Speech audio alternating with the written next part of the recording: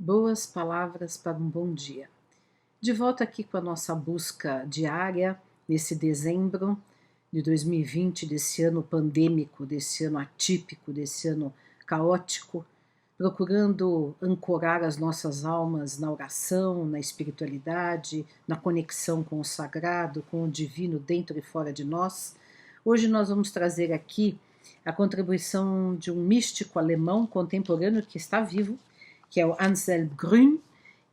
Deste livro aqui, se quisermos experimentar Deus, ele tem mais de 300 livros publicados, 100 dos quais há tradução em português, 90 dos quais publicados pela editora Vozes. E ele é um monge beneditino na Alemanha e talvez o autor cristão mais lido no mundo contemporâneo. E ele fala muito, obviamente, dessa experiência do encontro de Deus dentro de si, de como experimentar e buscar Deus dentro de si. E eu vou ler aqui um trechinho muito interessante, porque nos provoca algumas reflexões importantes, né? Experiência de Deus, experiência de si. Muitas pessoas queixam-se de não experimentarem a Deus, de que apesar de todas as tentativas de meditar e de rezar regularmente, elas nada percebem de Deus. Eu sempre pergunto, então, se elas se percebem a si mesmas, se estão em contato consigo mesmas. Não é só a imagem de Deus e a imagem de si que estão intimamente relacionadas, mas também a experiência de Deus e a experiência de si. Quem não sente a si mesmo também não pode sentir Deus. Quem não tem experiência de Deus também não há de experimentar Deus.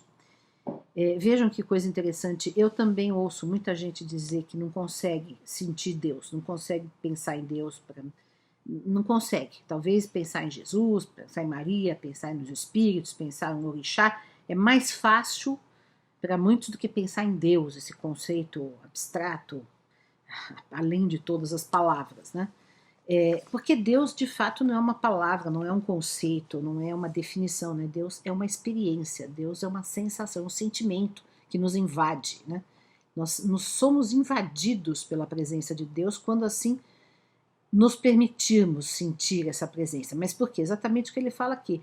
Só quem pratica o autoconhecimento, a escavação interna profunda, é que, de repente, encontra lá a fonte divina dentro de si, né? É como se a gente fosse cavando, buscando, né, cada vez mais fundo, e de repente dá ali, brota a água divina dentro de nós, né?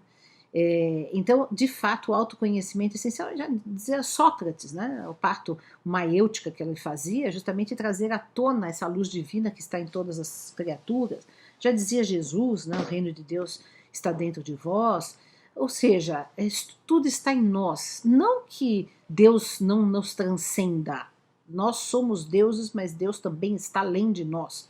Porém, Ele está dentro de nós. A primeira percepção que nós podemos ter de Deus é de dentro, é por dentro, é internamente. E ele diz mais: o que escondo de mim mesmo esconde de mim a face de Deus. Jesus nos mostra como devemos orar. Não precisamos ser tagarelas, nem multiplicar as palavras. Aliás, quanto mais palavras, menos sensação de Deus. Não devemos confiar em métodos de meditação ou de ascese. Facilmente esses podem transformar-se em mera caça ao rendimento e em fuga da própria verdade. Jesus exige de nós que, quando quisermos rezar, entremos na câmara secreta do nosso coração. Ali devemos fechar as portas para ficarmos a sós com nosso Deus. Então reza ao Pai, que está oculto, e o Pai, que vê no oculto, te dará recompensa. A palavra criptos, oculto, secreto, recôndito, possui na mística helenística e também no Antigo Testamento uma grande importância.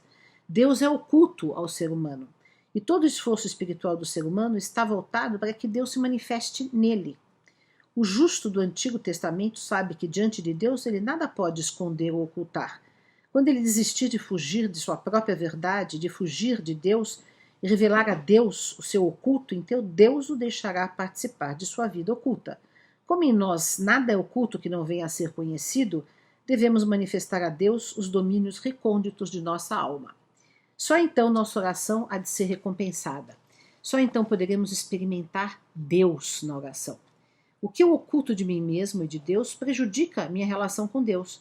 Deus se encontra precisamente no oculto. Se eu descer aos domínios da minha alma, que tiver encontrado e ocultado, ali descobrirei a Deus, que se esconde nas profundezas do meu coração. Então minha oração será recompensada. Pelo fato de eu entrar em contato com o que é oculto em mim, Deus também não se esconderá mais de mim. Nós podemos dizer que há várias camadas ocultas dentro de nós. Existem as camadas ocultas que são o nosso inconsciente recalcado, aquelas camadas analisadas por Freud, né, que é o id. Então são os impulsos mais básicos, mais primitivos, mais irracionais, né, que também nós temos que desvendar e conhecer. Mas além dessas camadas inconscientes, do inconsciente recalcado na presente vida, na vida, existe um eu mais profundo, que é o eu espiritual, que é a alma divina, a centelha divina que reside em nós. E eu acredito que é este encontro de si mesmo que o Grün está recomendando, né, que é o que Jesus dizia. Né? Então, se nós não nos abrirmos, aquela música do Gilberto Gil, Se Eu Quiser Falar com Deus, é muito linda nesse sentido, né? Desatar os nós, se ver nu, né? Se entregar totalmente, se abrir. É uma abertura. Muita gente não consegue, porque tem muitas travas emocionais, travas psíquicas, defesas, muito fechado em si, às vezes fechado no orgulho, às vezes fechado em traumas, né? Então, é por isso que, mesmo para atingir a espiritualidade, é bom fazer terapia, porque a terapia vai mexer com algumas dessas estruturas, dessas defesas psíquicas para abrir caminho, né, para que possamos chegar ao mais fundo de nós e, portanto, experimentar Deus. Eu queria, antes de terminar, ler também uma pequena poesia minha, que também fala aqui do meu livro, né, Luas Vermelhas, Poemas de Outono, que eu estou lançando esse mês, esses dias, no coração do silêncio. No silêncio se escondem palavras, pensamentos e corações, furacões de ideias, mares vastos do universo, um nascente verso ou acanhado momento em suspensão. Mas no silêncio posso habitar eu.